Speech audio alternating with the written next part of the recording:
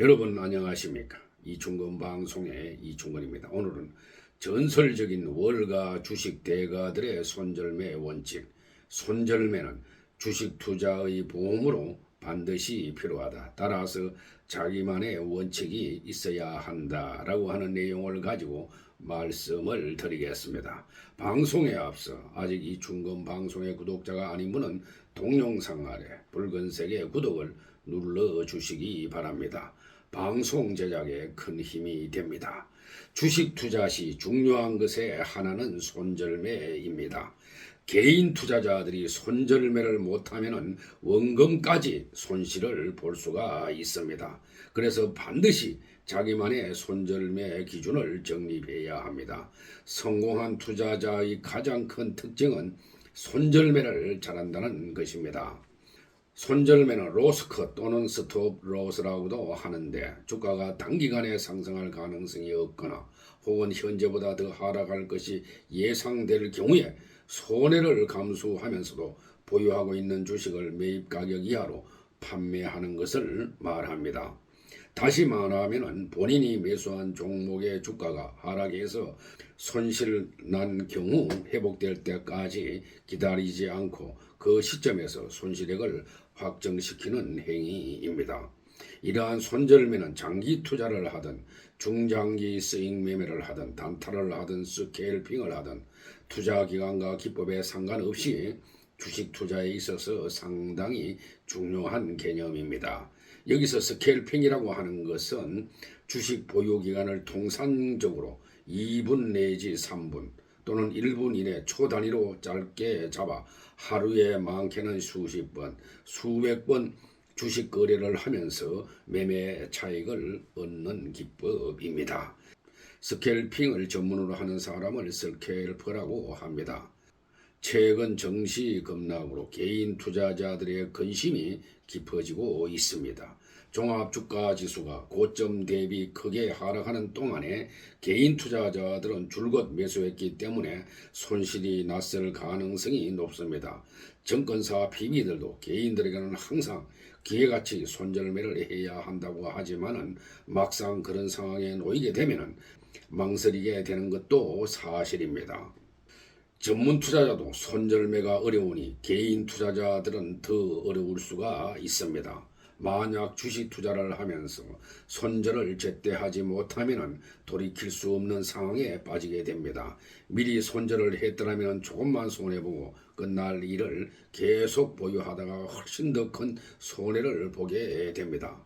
많은 개인 투자자들이 오해하는 것은 유명한 트레이더나 워렌 버핏, 피터 린치, 벤저민 그레임과 같은 투자의 대가들은 항상 수익만 본다고 생각하는 것입니다.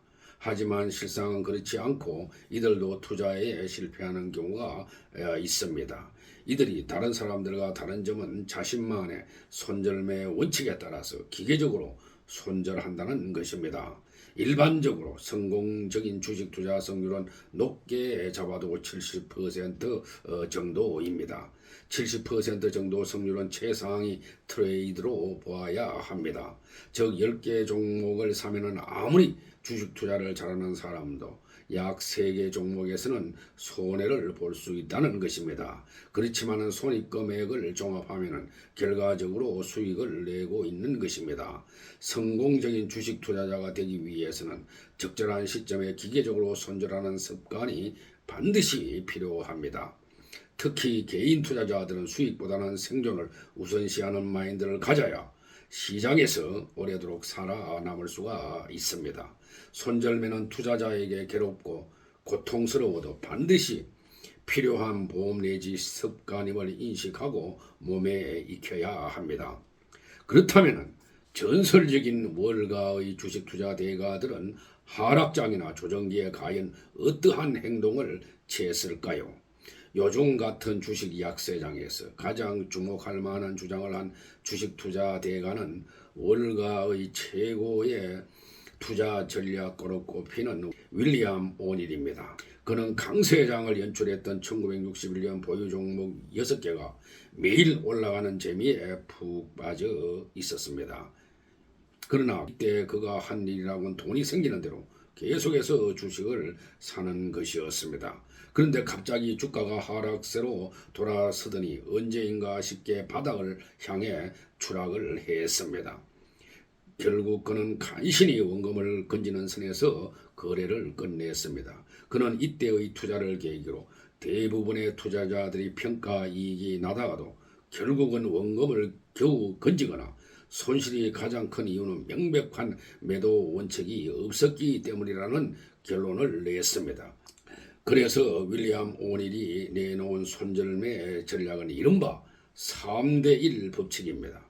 이익 실현폭과 손절매 폭의 비율을 3대1로 정하고 반드시 지키는 것입니다. 예컨대 21%의 수익이 발생하면 판단하는 원칙을 세웠다면 손절매 기준은 3대1, 즉 7% 선에서 손절매를 한다는 것입니다.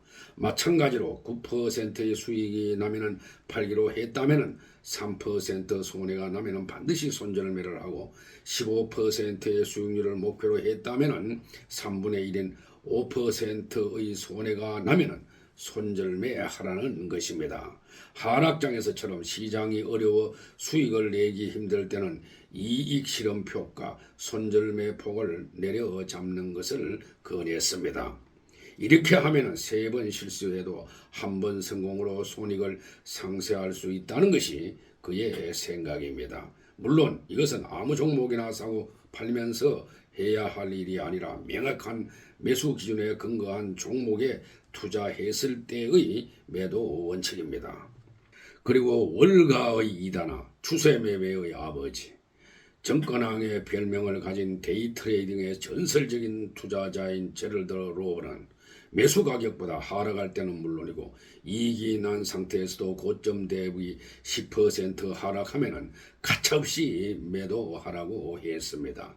제럴드 로버는 주식의 평균 보유 기간이 1개월을 넘지 않았기 때문에 전형적인 단기 투자자였습니다.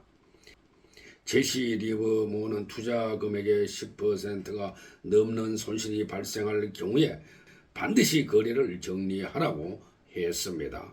발생한 손실을 만회하려면 2배의 이익을 내야 합니다. 만약 손실이 50%에 달했다면 이를 회복하기 위해서는 다음 거래에서 100%의 수익을 내야 합니다.